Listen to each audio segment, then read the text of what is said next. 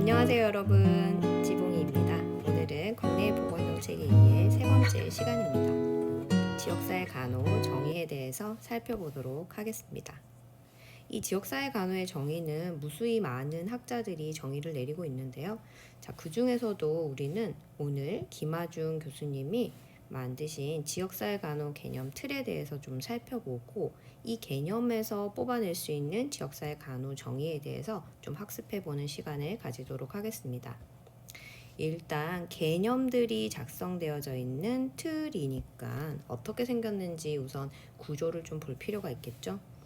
자, 구조는 이렇게 생겼어요. 간호의 대상, 그리고 그 간호 활동, 대상이 받게 되는 간호 활동, 그 간호 활동을 받았을 때 어떤 목표값을 가지는지.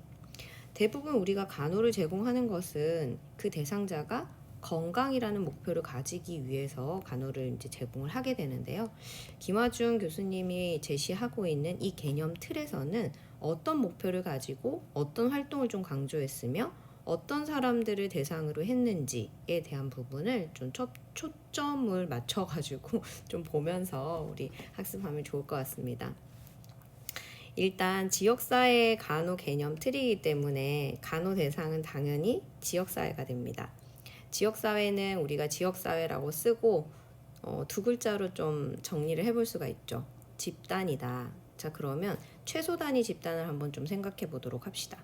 개인과 개인이 만나서 이루게 되는 가족이 최소 단위가 되겠죠. 그 가족들이 모여서 살고 있는 그 환경이 사회가 되고 하나의 지역사회, 커뮤니티를 형성을 하게 됩니다. 자, 이렇게 간호 대상은 지역사회다. 그렇기 때문에 개인과 가족과 지역사회, 단위가 모두 다 지역사회 간호 개념 틀의 간호 대상으로 이렇게 명시가 되어질 수 있습니다.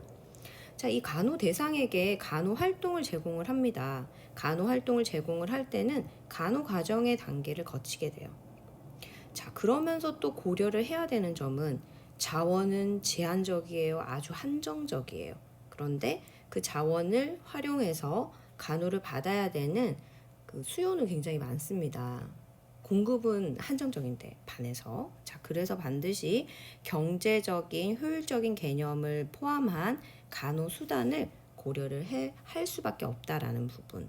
그래서 투입 대비 결과의 산출물을 보기 때문에 경제적인 측면이 반드시 고려되는 효율의 개념이 수단 부분에 포함되어져 있다는 것을 같이 좀 기억을 하면 좋을 것 같습니다. 자, 간호 대상은 지역사회라고 좀 정리를 해봤고요. 그러면 간호 활동에는 어떤 종류들이 있을까요? 우리가 하는 간호사의 모든 활동들은 종류가 굉장히 많은데 그 중에서도 지역사회 간호에서 좀 개념 틀에서 중요하다라고 좀 제시하고 있는 것은 세 가지로 좀 정리를 해볼 수가 있습니다. 직접 간호 제공, 보건교육, 관리의 측면이죠. 그래서 방문해서 또는 의료기관 밖에서 수행하는 지역사회 간호, 당연히 직접 간호 제공이 포함이 되어지겠죠. 그리고 그에 따르는 보건교육, 그리고 경제적인 부분 수요와 공급을 맞춰야 되기 때문에 이런 관리의 개념이 좀 포함되어진 지역사회 간호 활동들이 여기에 이제 기재가 되어집니다. 자, 그러면 간호 대상에게 이런 간호 활동을 간호 과정을 맞춰서 지원을 해 주었습니다. 그러면 건강한다, 건강을 높인다라는 부분이 간호 목표로 제시가 되어지는데요. 이 부분을 기능 연속 지표의 개념을 가져와서 이 지역사회 간호 목표는 적정 기능 수준을 향상하는 것이다 라고 제시를 하였습니다. 자, 그러면 이 기능 연속 지표에 대해서 좀 살펴볼 필요가 있겠죠. 프레시맨이라는 학자가 1979년도에 기능 연속 지표를 만들었어요. 자, 그러면 기능 연속 지표의 10가지 단계 한번 좀 살펴보도록 하겠습니다. 기능 연속 지표는 건강을 기능의 관점으로 보고 있습니다. 그래서 건강 수준을 높이는 것은 최고 수준인 적정 기능 수준을 가지는 것이다 라고 학자가 제시를 했는데요. 여기에는 긍정 단계 5단계랑 부정 단계 5단계가 존재합니다. 자, 긍정적 지수 5단계를 자, 중간 지점부터 한번 보도록 하겠습니다. 자기 인식. 자, 조금 더 발전하면 대처. 조금 더 발전하면 성장. 자, 조금 더 발전하면 자아 실현이고 최종 목표는 적정 기능 수준 이라고 이제 최고의 긍정적 지수 단계를 이렇게 제시를 하고 있어요. 자, 부정 단계도 좀 한번 살펴보도록 하겠습니다. 자, 중간 지점을 기준으로 긴장 유발 요소. 자, 여기서 조금 더 이제 부정적이면 초기 경고 신호. 조금 더 상태가 안 좋아지면 외상과 증상이 나타나고 이로 인해서 장애가 발생하고 마지막은 기능 장애를 가진다라는 측면에서 보고 있습니다. 이 기능 연속 지표에서의 핵심은 건강을 기능의 관점으로 본다는 것이에요. 그래서 이 부분이 이제 좀 중요하고, 그리고 두 번째 포인트는 연속선 상에 있다라는 점이에요. 무엇이? 건강과 불건강의 개념이 분리되어져 있는 것이 아니라 한 선상에 유동적으로 이동할 수 있다라는 측면으로 제시를 했다는 점이 굉장히 좀 중요합니다.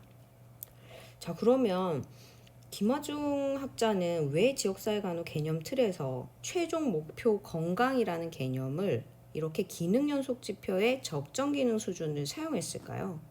자, 이 부분은 임상이 기준이 되는 것이 아니라 지역사회라는 환경에서 제공되어지는 지역사회 간호이기 때문이었죠. 병원이라는 환경에서는 이분법적 사고를 좀 하기 마련인데요. 환자다 또는 환자가 아니다로 구분을 해서 병원에 입원한 환자들은 어떤 질병을 가지고 있어서 치료를 받아야 되는 대상자로 구분하는 반면 병원 밖에 있는 환자는 치료가 불필요한 건강한 사람이다 라고 이분법 사고를 좀 적용하는 반면 지역사회는 의료기관 밖에서 수행하는 모든 간호활동을 포함하는데 거기에는 기능적 장애를 가지고 있는 대상자도 있고 건강한 대상자도 있고 그리고는 초기 신호를 가지고 있는 대상자도 있고 무수히 많은 대상자가 존재를 하기 때문에 이제 이 지역사회 간호를 정의를 내리는 데 있어서 그 목표의 값을 프레시맨이 제시한 기능 연속 지표를 사용했다라는 점을 좀 기억을 하시면 좋을 것 같습니다. 자, 그러면 지역사회 간호를 정의해 보겠습니다. 지역사회를 대상으로 간호 활동을 제공해서 적정 기능 수준 향상을 하도록 하는 과학적인 실천을 우리는 지역사회 간호로 정의해 볼 수 있습니다. 자, 이번에 3절은 지역사회 간호의 역사에 대해서 좀 살펴보도록 할게요. 특히 외국의 지역사회 보건간호 발달사가 시험에 좀 많이 나오죠. 자, 방문간호 시대, 보건간호 시대, 그리고 지금 현재 우리가 살고 있는 시대는 지역사회 간호 시대입니다. 크게 세 가지 시대로 좀 나눠볼 수 있고요. 각각의 세부 시대를 조금 정리하도록 할게요. 자, 방문간호 시대는 네 가지 파트로 좀 나눠볼 수가 있는데 첫 번째는 초기 기독교 시대입니다. 초기 기독교 시대다 기독교에 조금 관심을 좀 가지면 좋겠네요. 기독교 중심, 교회 중심으로 좀 진행이 됐던 간호입니다. 지금 페베라고 이렇게 지금 작성이 되어져 있는데요. 최초의 보건간호사 여집사 페베입니다. 그래서 교회를 이제 다니는 여집사 페베가 교회를 중심으로 방문간호를 이제 실시를 했다라는 부분이 좀 중요합니다. 그래서 이 부분은 종교 최초로 제공을 했기 때문에 이분 여집사 페베 반드시 좀 기억을 해주셔야 되고요. 자, 이제 중세 시대로 넘어옵니다. 중세 시대 같은 경우에는 위생 문제나 감염병 관리, 수녀 간호단 이 좀 중심 키워드가 될 텐데요. 그 중에서도 좀 가장 중요한 중심 단어를 뽑으라고 한다면 수녀 간호단, 기사 간호단을 뽑을 수가 있습니다. 중세 시대 간호에는 산업 발달이 많이 되고 도시 인구가 이제 증가하면서 위생 문제가 좀 대두됐습니다. 주로 수녀님들이 이제 환자 간호를 이제 수행을 했던 시기인데요. 중세 시대 유럽 전역에 패스트가 이제 유행을 하면서 대량의 사망자가 발생이 됩니다.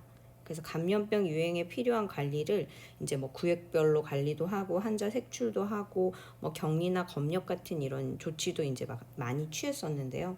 십자군 원정 이제 다니면서 그 십자군 원정 때문에 이제 수녀 간호단이 이제 창설되고 그리고 부상자가 이제 너무 많아가지고 이 기사 간호단이 발현이 됐던 창설돼서 운영됐던 그 부분을 좀 기억을 하면 좋겠어요. 이번에는 이제 르네상스랑 산업혁명입니다. 종교개혁, 간호 암흑기, 직업적 간호 이런 부분들이 핵심 키워드로 제시가 되어질 수 있는데요. 여성 문제에 대해서는 여전히 좀 보수적이었어요.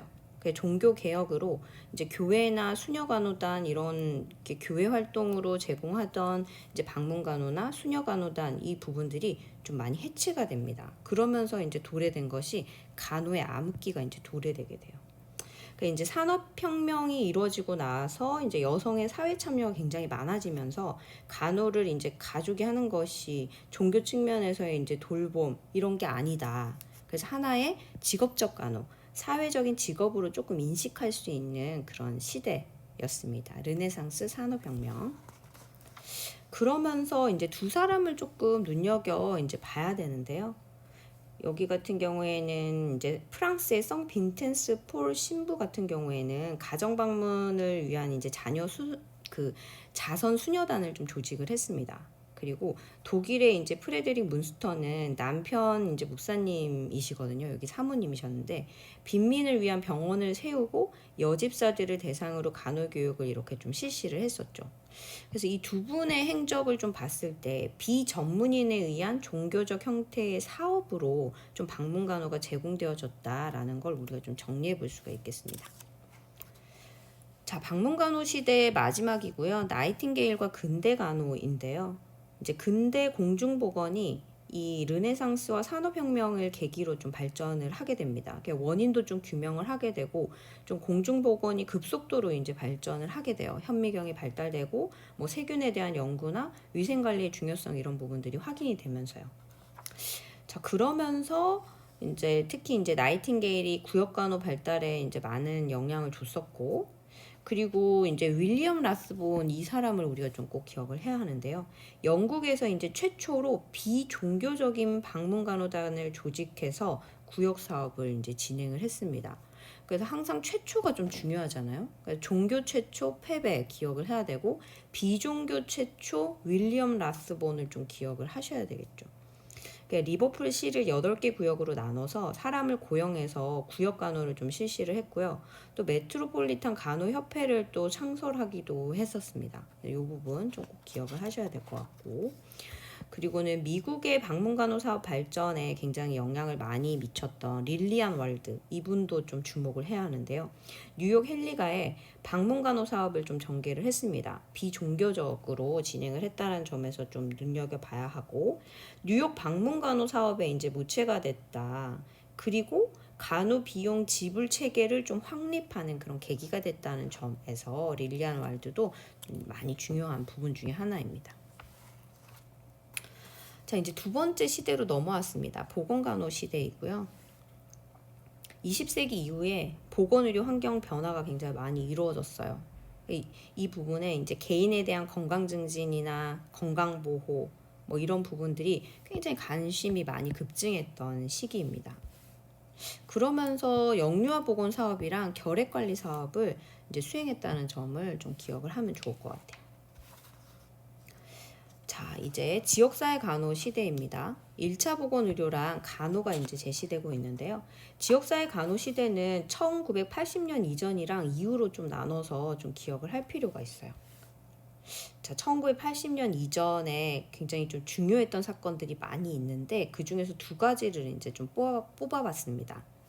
1970년도에 포괄적 보건의료 제도가 이제 제시가 됐어요. 이 제도는 지역사회 간호 이제 건강을 향상시키는데 굉장히 영향력 있는 영역이다라는 것을 인식시켜 줄 수 있는 제도였거든요. 그래서 이 부분에서 이제 굉장히 좀 중요했고, 1차 보건의료 자체가 기본적으로 1차잖아요. 1차로 꼭 받아야 되는 보건의료라는 것으로 좀 이해를 하시면 좋은데, 기본적으로 누구나 제공받아야 하는 필수적인 보건의료라는 뜻을 가지고 있거든요. 그런데 그런 것을 이제 포괄적으로 이제 제공을 해줘야 된다는 것을 제도적인 측면에서 이제 제시를 하게 되면서 진행을 하게 되면서 이 부분이 굉장히 영향력이 있는 영역으로 좀 인식이 됐었죠. 자, 그러면서 이 부분 참 중요합니다. 알마타 선언이 이루어졌어요.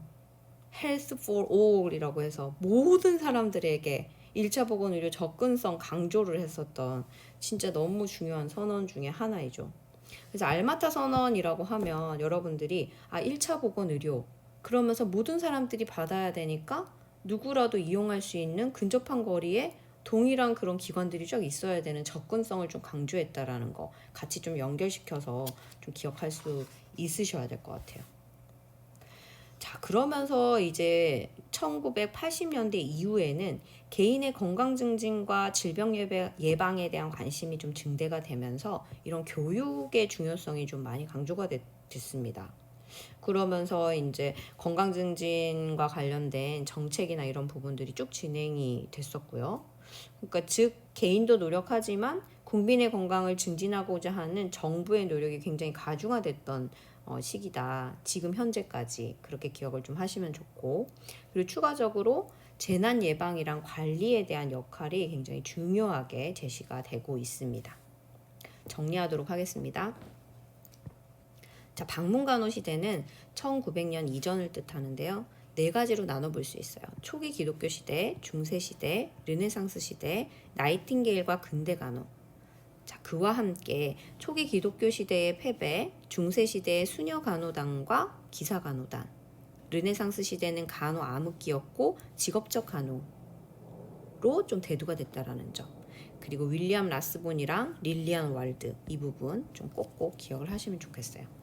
자, 보건간호 시대입니다. 보건간호 시대에서는 개인의 건강보호와 증진, 이런 사회적인 관심이 굉장히 고조가 됐었고, 영유아 보건사업과 결핵관리 사업을 했다라는 점을 좀 꼭 기억을 하시면 좋겠고, 건강 개념이 좀 확대됐다라는 것으로 기억을 하시면 좋겠습니다. 자, 우리가 지금 현재 살고 있는 지역사회 간호 시대이네요. 자, 이 시대는 1980년대 이전과 이후로 좀 나눠서 좀 기억을 하시면 좋겠다고 이야기를 했습니다. 자, 이 부분이 1980년대 이전인데요. 자, 지역사회 간호 시대의 1차 보건의료. 자, 1차 보건의료와 이 역사적인 순간을 같이 가져가야 되는 1970년도의 포괄적 보건의료 제도와 1978년도 알마아타 선언. 누구나 필요한 의료를 꼭 받아야 된다는 그 1차 보건의료의 접근성 강조, 그리고 제도적 측면으로 제공이 되어지면서 그 영역이 굉장히 중요하게 인식하게 됐다라는 거 같이 연결시켜서 공부하셔야 될 것 같아요. 자, 1980년대 이후에는 교육의 중요성이 좀 강조됐고 국가가 노력을 해야 된다라는 그런 건강증진 정책 부분이 엄청 발전하는 시기. 지금 현재까지. 그러면서 재난 예방이랑 관리에 좀 역할이 중요시되고 있다는 것까지 좀 정리하면 좋을 것 같습니다.